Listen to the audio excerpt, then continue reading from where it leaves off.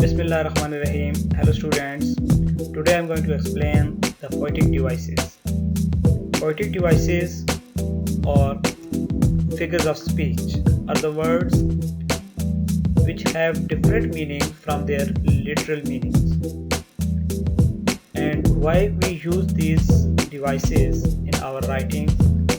Because we want to emphasize the idea that we describe there, or we want to beautify our speech.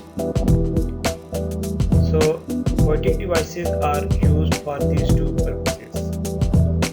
And what is the difference between poetic devices and figures of speech? Basically, there is no difference by definition. Only one difference is there, that is when we use these words in poems, that time they are called poetic devices.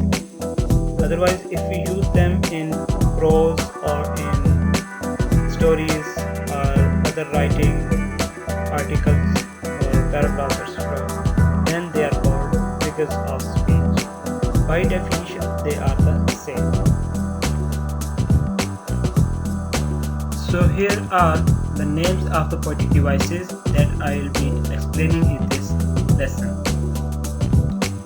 First is simile, metaphor, personification, onomatopoeia, alliteration, assonance, rhyme, rhythm, anaphora, paradox, poetic license, and allusion. These 12 poetic devices will be explained in this lesson. Once again, I tell you, if these devices are used in poems, that time we say them poetic devices. Otherwise, if they are used in prose or in the stories, then we call them figures of speech. So, first of all, I'll talk about simile. Simile is a word that compares two things using as or like. For example, the sun blazed like an angry fire. Here we are comparing the sun with fire. The blazing of sun is being compared with angry fire, and we are using the word like. On the other hand, metaphor is a word that compares two things without using like or as. Example is, the road was a ribbon of moonlight. Here we have compared the road with the moonlight without using like or as. We have made a direct comparison between the road and the moonlight. We did not use the word like or as. Let me give you another example to make the metaphor and simile clear for you. The example is a sentence, my friend is a brave man. Another way to say the same thing is, my friend is brave like a lion. Another way is, my friend is a lion. In all these three sentences, I mean to tell about the bravery of my friend.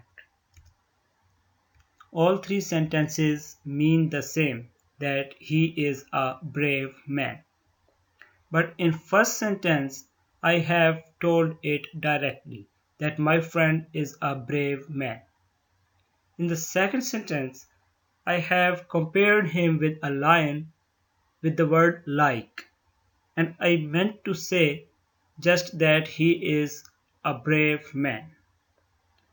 And in the third sentence, I compared my friend with the lion without using like or as.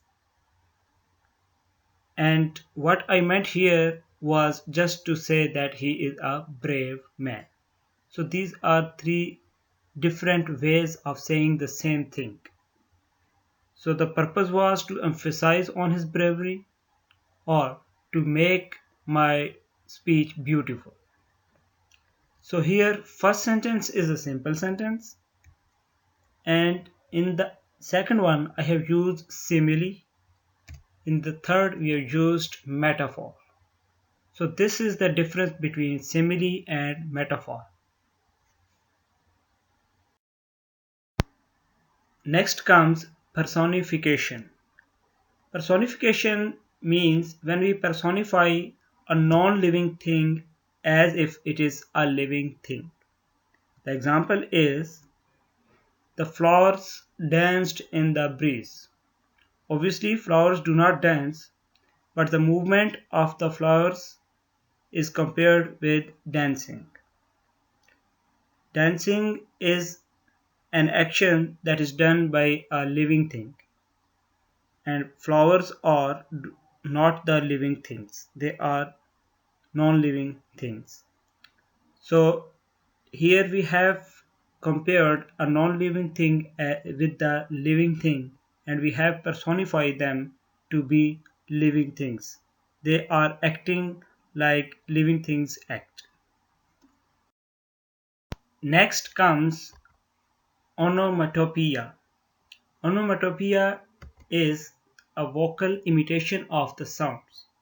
In other words, it is the word which sounds like the noise that it is describing.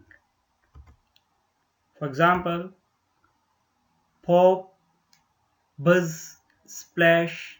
These type of words are used in prose or in the poems to describe the noise or the sound that they make.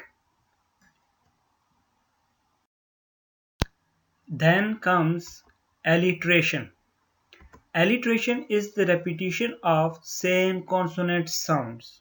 For example, slowly the sly snake slithered over the slimy grass. So here S has been repeated so many times in the same line, and as S is the consonant letter, so consonant letters or consonant sounds have been repeated in the line. That's why this is called alliteration. On the other hand, there is assonance. Assonance is the repetition of the same vowel sound. The example is the bombs dropped softly onto the hot sand. Here the letter O, that is a vowel letter, has been repeated in this line 5 times. So the difference between alliteration and assonance is alliteration is with consonant sounds and assonance is with vowel sounds. Both are same in the meaning that they are repeating a sound. But the difference is that alliteration is repeating a consonant sound and the assonance is repeating vowel sound. Then comes rhymes. Rhymes are the words which have the same sound. For example, cat and hat, weather and leather. So this type of words which are similar in saying, they are called rhyming words. Then comes rhythm. Rhythm is stressed or unstressed syllables of a word or the phrases in a line. It is the sound which is made by the pattern of stressed and unstressed syllables in the line. So it is a pattern of the syllables or pattern of the words in the line. So it might involve the phrases. Example is dee-dum, dee-dum, dee-dum. So this is the pattern. Some lines are in the same pattern, then we say these lines are in the same rhythm. Then comes anaphora. Anaphora is the repetition of first part of the line. If in a poem the first part of the line, some words in the beginning of the lines are repeatedly coming, then we say it anaphora. The example is in the poem The Frog and the Nightingale. I tried to teach her, this is said by the frog. I tried to teach her, but she was a stupid creature, far too nervous, far too tense, far too prone to influence. So here far too has come so many times, it is repeatedly coming, so it is called anaphora. Then comes paradox.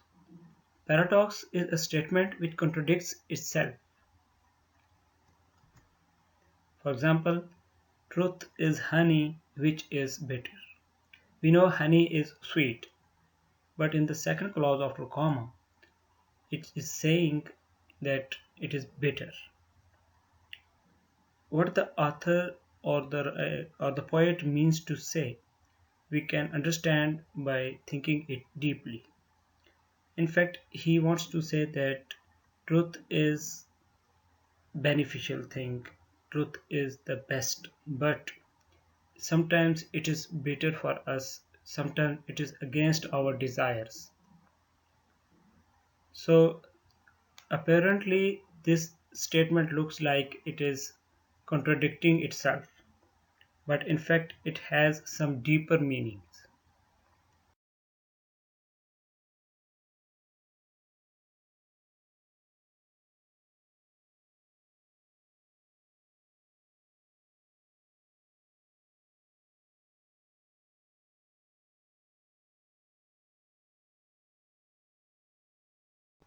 Another such device is poetic license. It is type of liberty for the poets or the prose writers that they can use for making their writing or their poem effective. What they do there, they can change the spelling or the rules in order to create rhyme or rhythm or making it more effective. Example is here from the poem How to Tell Wild Animals. The poet Caroline Wells says, if strolling forth a beast you view, whose hide with spots in peppered, as soon as he has leapt on you. This word leapt is misspelled here. It should be Leapt, leapt. But he has used this word here with wrong spelling to make it in rhythm. The last is allusion. It is an incomplete reference to some person or place or time, historical or mythic or literary person or whatever.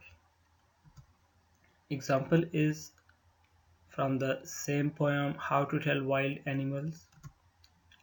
A large and tawny beast, if he roars at you as you are dying, you will know it is the Asian lion. Here dying is again the poetic license. Here he has used that thing because there must be a G in the end.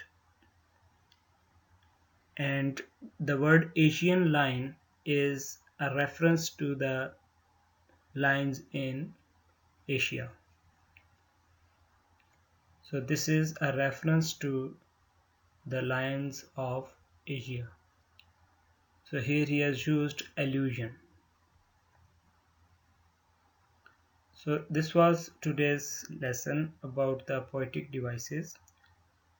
Learn all the poetic devices given here, and then you will start poems and you will find the examples in those poems.